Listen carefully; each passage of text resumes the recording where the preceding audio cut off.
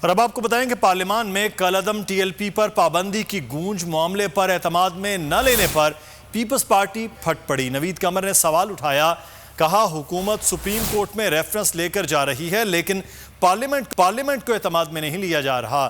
کس نے وزیر کو اختیار کیا کہ فرانس کے سفیر کو بے دخل کرنے کا معاہدہ کرے؟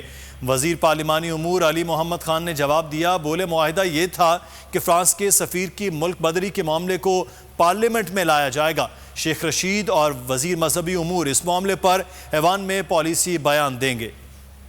اور اب آپ کو بتائیں کہ پارلیمان میں کالعدم ٹی ایل پی پر پابندی کی گونج، معاملے پر اعتماد میں نہ لینے پر پیپلز پارٹی پھٹ پڑی۔ نوید قمر نے سوال اٹھایا، کہا حکومت سپریم کورٹ میں ریفرنس لے کر جا رہی ہے لیکن پارلیمنٹ کو اعتماد میں نہیں لیا جا رہا۔ کس نے وزیر کو اختیار کیا کہ فرانس کے سفیر کو بے دخل کرنے کا معاہدہ کرے؟ وزیر پارلیمانی امور علی محمد خان نے جواب دیا، بولے معاہدہ یہ تھا کہ فرانس کے سفیر کی ملک بدری کے معاملے کو پارلیمنٹ میں لایا جائے گا۔ شیخ رشید اور وزیر مذہبی امور اس معاملے پر ایوان میں پالیسی بیان دیں گے۔ سبسکرائب کریں اور بیل دبائیں تاکہ کوئی خبر رہ نہ جائے۔